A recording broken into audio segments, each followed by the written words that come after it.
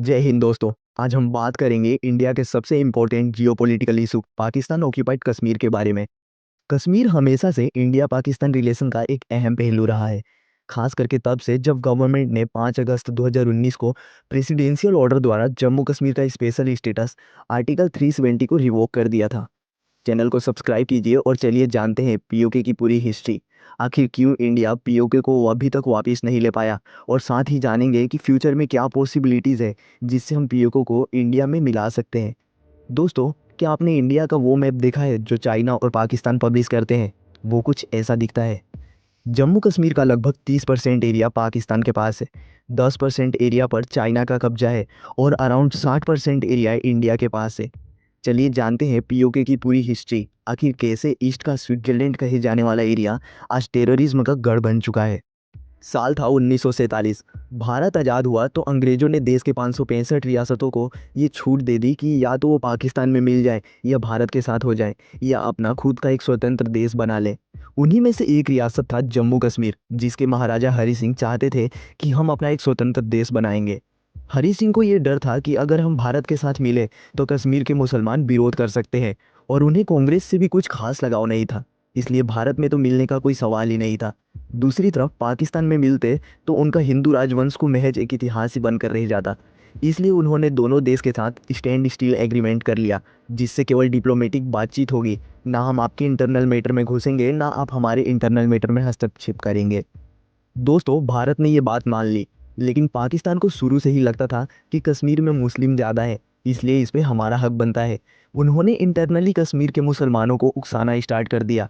उन पर दबाव बनाने के लिए ईंधन और ज़रूरी सामान का सप्लाई तक रोक दिया और पूंछ के मुसलमानों को पूरी तरह उकसा कर उन्हें विरोध करने पर मजबूर कर दिया। सितंबर 1947 आते आते मुस्लिम लीग के नेताओं ने मिलकर एक प्लान बनाया और पश्तून आदिवासियों को कश्मीर पर हमला करने भेजा गया। दोस्तों, ये कोई भीड़ नहीं थी, ये एक प्लान्ड इन्वेजन था कश्मीर को पाकिस्तान में मिलाने के लिए। अक्टूबर 24 को महाराजा हरि सिंह ने इंडिया से मिलिट्री असिस्टेंस मांगी, पर सरदार पटेल ने मना कर दिया। वो बोले जब तक कश्मीर इंस्ट्रूमेंट ऑफ एक्सेशन पर साइन नहीं करता, जब तक इंडिया कोई मदद नहीं कर सकता है। अक्टूबर 26 को महाराजा हरि सिंह ने इंस्ट्रूमेंट ऑफ एक्सेशन पर साइन कर दिया और जम्मू कश्मीर को ऑफिशियली भारत के साथ मिला दिया गया।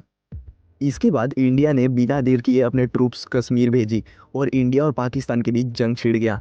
कुछ ही दिनों में इंडियन आर्मी ने पाकिस्तानी सपोर्टेड फोर्सेस को बैकफुट पे ला दिया, लेकिन जब तक पाकिस्तान कश्मीर के 30% हिस्से पर कब्जा कर चुका था। जनवरी 1948 में जवाहरलाल नेहरू ने कश्मीर का मुद्दा यूनाइटेड नेशन में रेस किया, जिसमें यूएन ने पाकिस्तानी फोर्सेस को जम्मू कश्मीर से विड्रॉ करने के लिए कहा। इसके बाद कश्मीर में प्लेबिसाइट होना था, लेकिन पाकिस्तान के पीछे ना हटने के कारण वहां पर प्लेबिसाइट नहीं हो पाया।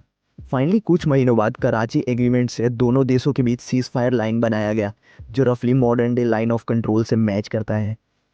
कुछ सालों बाद 1963 में पाकिस्तान ने पीओके का लगभग 5000 स्क्वायर किलोमीटर एरिया चाइना को गिफ्ट कर दिया, जो आज चाइना के सिंजियान प्रोविंस का पार्ट बन गया है। इसके बाद 1972 में दोनों देशों के बीच सिमला एग्रीमेंट होता है, जिसमें सीज फायर लाइन को ऑफिशियली लाइन ऑफ कंट्रोल का डेजिग्नेट किया गया और दोनों देशों को कश्मीर डिस्प्यूट बाइलेटरली सॉल्व करने का डिसीजन लिया। लेकिन पाकिस्तान ने कभी ये समझौता नहीं माना।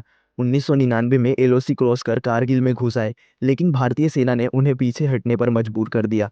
दोस्तों, पाकिस्तान आज तक हमेशा कश्मीर का मुद्दा इंटरनेशनल लेवल पर उठाता आया है और भारत ने हमेशा उनको मुंह तोड़ जवाब दिया है। रिसेंट में पाकिस्तान ने एक बार फिर ये एग्रीमेंट को वायलेट करते हुए गिलगिट बाल्टिस्तान को पाकिस्तान का 5th प्रोविंस डिक्लेयर कर दिया है, जिससे इंडिया के लिए और भी टेंशन बढ़ गया है। चलिए जानते हैं आखिर क्यों पीओके इतना इम्पोर्टेंट है इंडिया के लिए। पहला कारण है पीओके की लोकेशन। पीओके कई कंट्रीज़ के साथ अपनी बॉर्डर शेयर करता है, जिससे इंडिया का सेंट्रल एशिया से कनेक्शन बहुत आसान हो जाएगा। ज्योग्राफिकली पीओके में बहुत से नेचुरल रिसोर्सेस है और हाइड्रो इलेक्ट्रिक पोटेंशियल मौजूद है। जियोपॉलिटिकल कॉन्टेक्स्ट में बात किया जाए तो पीओके में चाइना $50 बिलियन इन्वेस्ट करके चाइना पाकिस्तान इकोनॉमिक कॉरिडोर बना रहा है, जो इंडिया के सोवरेनिटी को डायरेक्ट थ्रेट है।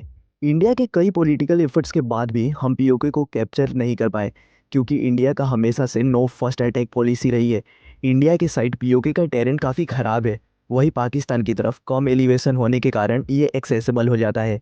पाकिस्तान हमेशा से पीओके को एक टेरर बेस की तरह यूज़ करता आया है, वहाँ की पॉपुलेशन को कंट्रोल में रखता है, इसलिए इंडिया को इतने सालों बाद भी वहाँ के लोकल सपोर्ट्स नहीं मिल पाती। दोस्तों, पाकिस्तान भी एक न्यूक्लियर पावर्ड कंट्री है, जिससे ऑल आउट वॉर का खतरा हमेशा बना रहता है, जो इंडिया जैसे डेवलपिंग कंट्रीज़ के लिए बहुत बड़ा नुकसान हो सकता है। इसलिए न्यूक्लियर डिटरेंस के कारण इंडिया ने कभी पीओके पर मिलिट्री एक्शन नहीं लिया। पीओके पर इंडिया को अपना स्टैंड मजबूत करने के लिए कई इंपॉर्टेंट स्टेप्स लेने होंगे। पहला ऑप्शन है पीओके रिफ्यूजीज को एक प्लेटफॉर्म देना, ताकि वो अपनी आवाज़ इंटरनेशनल लेवल पर उठा सकें। जम्मू एंड कश्मीर असेंबली में पीओके के लिए रिजर्व सीट्स को एक्टिवेट करना होगा। गिलगिट बाल्टिस्तान के प्रो इंडियन एक्टिविस्ट को सपोर्ट करना, साथ ही अफगानिस्तान के थ्रू रीजनल सपोर्ट लेना होगा। ग्लोबल लेवल पर यूएसए और क्वाड जैसे ग्रुप्स के साथ मिलकर पाकिस्तान पर प्रेशर बनाना होगा। लेकिन दोस्तों, अगर पीओके को इंडिया में इंटीग्रेट किया जाता है तो इकोनॉमिक कॉस्ट और इंसर्जेंसी का रिस्क भी बढ़ सकता है। इसलिए पहले जम्मू और कश्मीर को स्टेबल और डेवलप बनाना जरूरी है। तो दोस्तों, पीओके का इशू सिर्फ एक टेरिटोरियल डिस्प्यूट नहीं, बल्कि एक कॉम्प्लेक्स जियोपॉलिटिकल चैलेंज है। आपके क्या विचार हैं और कौन सी स्टेप्स इंडिया को लेना चाहिए? कमेंट सेक्शन में ज़रूर बताएं। वीडियो पसंद आए तो लाइक, शेयर और सब्सक्राइब करना ना भूलें। मिलते हैं अगले वीडियो में। जय हिंद, जय भारत।